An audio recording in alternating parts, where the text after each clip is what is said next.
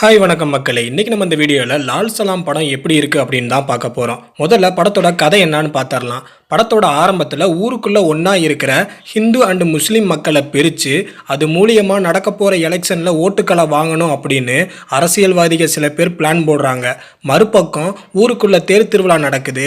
அதில் கிரிக்கெட் மேட்சும் நடத்துகிறாங்க. அந்த மேட்ச்சில் விஷ்ணு விஷாலோட டீமும் விக்ராந்தோட டீமும் மோதுறாங்க.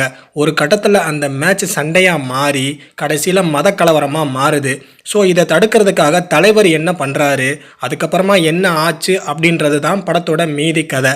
இந்த படத்தை பொறுத்த வரைக்கும் கிரிக்கெட்டு, அரசியல், மதம் அப்படின்னு 3 கான்செப்ட் இருக்குது. பட் இதில் எதையுமே அவங்க டீட்டெயில்டாக சொல்லலை. பொதுவாக ஒரு படத்தை பார்க்கும்போது ஃபஸ்ட்டு 20 மினிட்ஸ்லேயே அந்த படத்தோட கதை என்ன, அது எதை நோக்கி அந்த கதை போகுது அப்படின்றத நம்மளால் கெஸ் பண்ண முடியும். பட் லால் சலாம் படத்தை பொறுத்தவரை படம் ஸ்டார்டிங்லேருந்து எண்டிங் வரைக்கும் இந்த கதை எதை நோக்கி போகுது அப்படின்னு நம்மளால் கெஸ் பண்ணவே முடியாது. ஒரே குழப்பமாக தான் இருக்கும். சூப்பர் ஸ்டாரோட கேரக்டரை பொறுத்தவரை பாம்பேயில் டெக்ஸ்டைல் பிஸ்னஸ் பண்ணி ஒரு மிகப்பெரிய ஆளாக இருக்கிற ஒரு பாய் கெட்டப்பில் வராரு.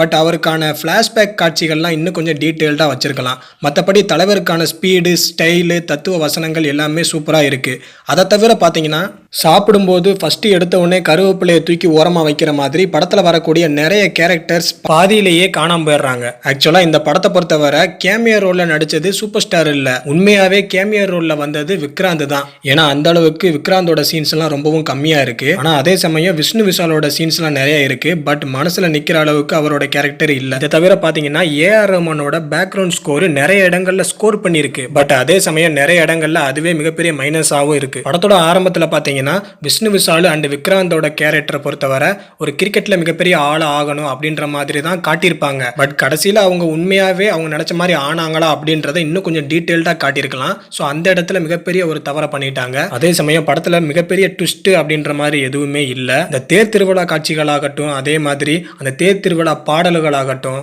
படத்தில் வர 1-2 சாங் சூப்பராக இருக்குது. அதுலேயும் இந்த லால் சலாம் சாங் சூப்பராகவே இருக்குது. ஸோ மொத்தத்தில் எல்லாருமே சமம், எல்லாருமே ஒன்றா இருக்கணும் அப்படின்ற ஒரு கருத்தை தான் இந்த படம் மூலியமாக நம்மளுக்கு சொல்ல வந்திருக்காங்க.